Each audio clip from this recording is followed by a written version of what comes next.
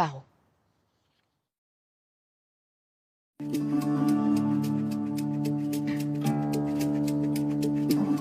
Je vivrai dans le désert jusqu'à ma mort. Je ne peux pas le quitter. Quand tu nais dans le Sahara, tu lui appartiens. Dans la chaleur des dunes balayées par le sirocco, ces nomades entament un nouveau périple. 100 km à travers le désert pour rejoindre le village où les attendent leurs troupeaux de chèvres, laissés en pâturage tout l'été. Accompagnés de leurs dromadaires, ils vont devoir marcher sans faiblir pendant une semaine. Bien sûr qu'on ressent la fatigue, surtout au niveau des jambes, mais on est habitué depuis tout petit. Après une journée de marche harassante, ils font une halte pour la nuit au creux de ces dunes, protégés du vent. Ces enfants du Sahara passent les 3/4 de l'année dans le désert. Coupés du monde, c'est ici qu'ils se ressourcent et puisent leurs forces. C'est un endroit tellement paisible. Écoute ce silence. Tu peux dormir à même le sable, sous les étoiles. Il n'y a qu'ici que l'on ressent de telles émotions. Le lendemain, nous quittons les nomades pour nous enfoncer en voiture dans le Sahara.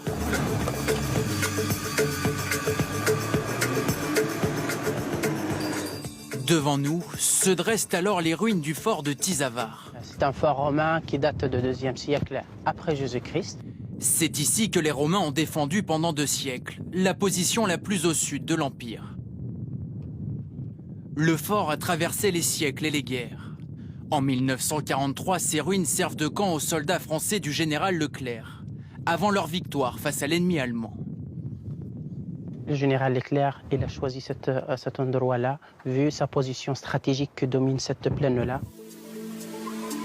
L'histoire du Sahara n'est pas faite que de guerres. Ces dunes ont aussi été le témoin de miracles, comme celui de la palmeraie de Ksargilan. Plantée au milieu du désert après la découverte d'une source d'eau en 1953, elle abrite aujourd'hui des milliers de palmiers dattiers. Là, tu vois, les dattes sont encore vertes. On les cueillera en novembre, puis on les vendra dans tout le pays, et même en France. Ces palmiers sont tout pour nous. Ils nous nourrissent, nous ramènent de l'argent. S'ils n'étaient pas là, on mourrait.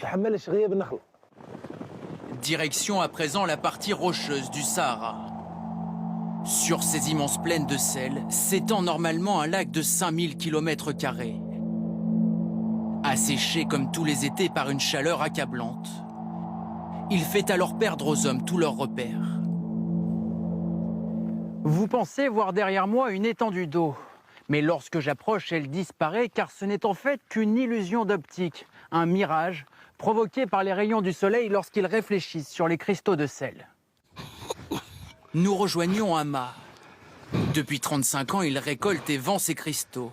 Leur concentration en sel est 3 fois plus élevée que la normale. Elle tue tous les microbes de peau. Ça, c'est contre la maladie contagieuse. Dans une région où le thermomètre avoisine les 60 degrés au soleil, le village troglodyte de Chenigné est l'un des derniers habités. Quelques familles de Berbères vivent encore ici. Avant, il y en a 400-500 familles qui habitent là. Maintenant, il y en a 86 familles. Boubacar a choisi de rester dans le village de ses ancêtres. Il habite cette maison conservée à l'identique depuis sa construction, au XIe siècle. C'est la chambre, bien sûr. C'est une chambre pour les parents, les enfants, ensemble. Le choix d'une vie ancestrale, partagée entre l'élevage et la récolte de céréales. Une vie qu'il n'échangerait pour rien au monde. Dans ma famille, on se transmet nos savoir-faire de génération en génération. Je veux assumer cet héritage. Le dernier garant d'une culture, aujourd'hui menacée par l'avancée inexorable du désert. En progressant de 2 km par an, ces dunes pourraient à long terme ensevelir la moitié des terres agricoles de la région.